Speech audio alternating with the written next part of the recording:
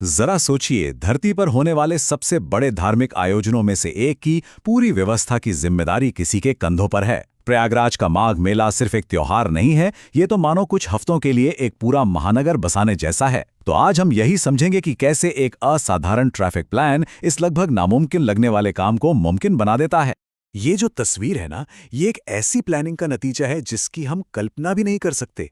ये कोई आम भीड़ नहीं, ये तो इंसानों का एक समंदर है जिसे एक अदृश्य शक्ति रास्ता दिखा रही है। और वो शक्ति है बहुत ही बारीकी से तैयार की गई एक ट्रैफिक मैनेजमेंट योजना। जी हाँ, लगभग 15 करोड़ लोग। ये आंकड़ा सुनकर ही समझ आता है कि हम किस स्तर की लॉजिस्टिकल पहेली की बात कर रहे हैं। सच तो ये है कि ये संख्या दुनिया के कई देशों की कुल आबादी से भी ज्यादा है, और ये सारे लोग कुछ ही हफ्तों के लिए एक ही जगह पर इकट्ठा होते हैं। तो चलिए, इस पूरे मास्टर प्लान को समझने के लिए हम इसे इन हिस्सों में बांट कर देखते हैं कि आखिर ये सब कैसे किया जाता है। ठीक है, तो सबसे पहले इस आयोजन के विशाल आकार और इसकी समय सारणी को समझना बहुत जरूरी है। चलिए, इसी से शुरुआत करते हैं। अब ये जो टेबल है, ये बहुत दिलचस्प है। इससे पता चलता है कि ये योजना हर साल की ज़रूरत के हिसाब से कैसे बदलती है और अपना आकार बढ़ाती या घटाती है। देखिए, 2025 के विशाल कुंभ मेले के लिए इंफ्रास्ट्रक्चर कितना बड़ा हो जाता है, और फिर 2026 के माघ मेले के लिए उसे कैसे एडजस्ट किया जाता है। मतलब ये एक अविश्वसनीय रूप से लचीली व्यवस्था है। और बात सिर्फ कुल संख्या की नहीं है, जरा हर दिन आने वाले लोगों की संख्या में उतार चढ़ाव देखिए, जैसे इस प्लान को संभालना होता है। मौनी अमावस्या जैसे कुछ खास दिनों में तो 3.5 करोड़ से ज्यादा लोग आते हैं। ये तो कुछ ऐसा है जैसे एक पूरे शहर को एक ही दिन में खाली करके फिर से भर दिया जाए। तो सवाल ही उठता है कि इंसानों के इस ज्वार को सुरक्षित और सही तरीके से मैनेज कैसे किया जाता है। आइए उन सिद्धांतों को देखते हैं जिन पर यह पूरी योजना टिकी हुई है। देखिए, पूरी ट्रैफिक स्ट्रैटेजी का बस एक ही केंद्रीय लक्ष्य है, लाखों लोगों और गाड़ियों के लिए एक ऐसा सिस्टम बनाना जिससे वे आसानी से आ सकें और बिना किसी अफरा तफरी के तेजी से वापस जा सकें। इसका मतलब है भीड़ को रोकना और ट्रैफिक के फ्लो को बनाए रखना। इस रणनीति को हम 3 मुख्य स्तंभों पर खड़ा देख सकते हैं। पहला, गाड़ियों पर नियंत्रण। दूसरा, पैदल चलने वालों का मैनेजमेंट। और तीसरा, दोनों के बीच एक सुरक्षित दूरी बनाए रखना। हर एक हिस्सा दूसरे को सपोर्ट करता है ताकि पूरी व्यवस्था बनी रहे। चलिए, अब आगे बढ़ते हैं और देखते हैं कि ये सारे सिद्धांत मिलकर पूरे इलाके के लिए एक ज्योग्राफिकल मास्टर प्लान की शक्ल कैसे लेते हैं। ये नक्शा हमें दिखाता है कि पूरे मेला क्षेत्र को अलग अलग जोन में बांटा गया है, और हर जोन का अपना अलग इंफ्रास्ट्रक्चर और एंट्री एग्जिट पॉइंट है।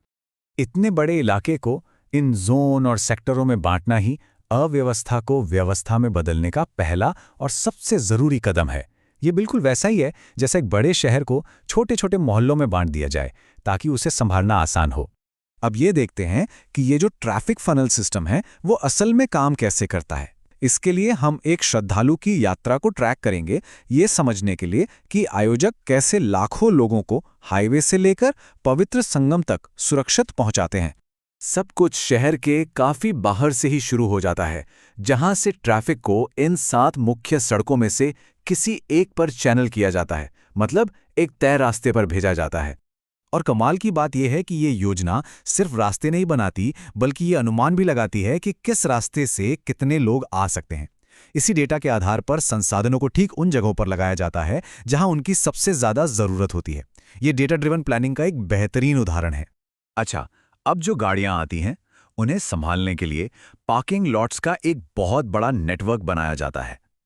ये नेटवर्क ट्रैफिक फनल की अगली परत की तरह काम करता है। यही विशाल पार्किंग क्षमता शहर को जाम होने से बचाती है। ये जो 3 स्टेप की प्रक्रिया है, ये बहुत महत्वपूर्ण है। इसी के जरिए गाड़ियों के ट्रैफिक को पैदल चलने वाले लोगों की भारी भीड़ से पूरी तरह अलग रखा जाता है। सुरक्षा और मैनेजमेंट दोनों के लिए ये सबसे जरूरी कदम है। एक और चीज समझना बहुत जरूरी है, और वो है ये सख्त वन वे सिस्टम।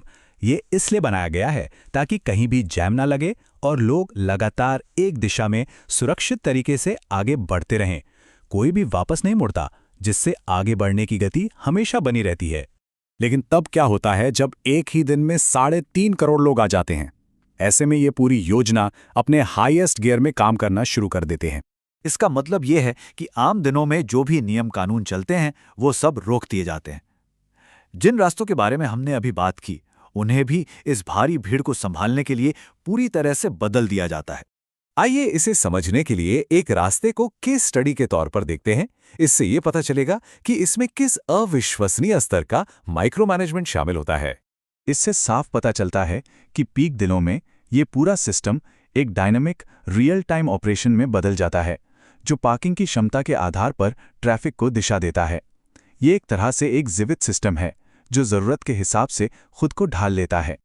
तो अंत में ये समझना जरूरी है कि ये सिर्फ एक ट्रैफिक प्लान नहीं है, बल्कि ये अस्थायी शहरी डिजाइन और मानव प्रबंधन का एक जीता जागता नायाब उदाहरण है।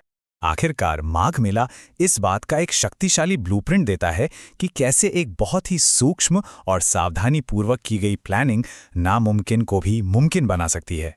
ये भविष्य के लिए एक सबक है जिसकी जड़ें हमारी सदियों पुरानी परंपराओं में हैं।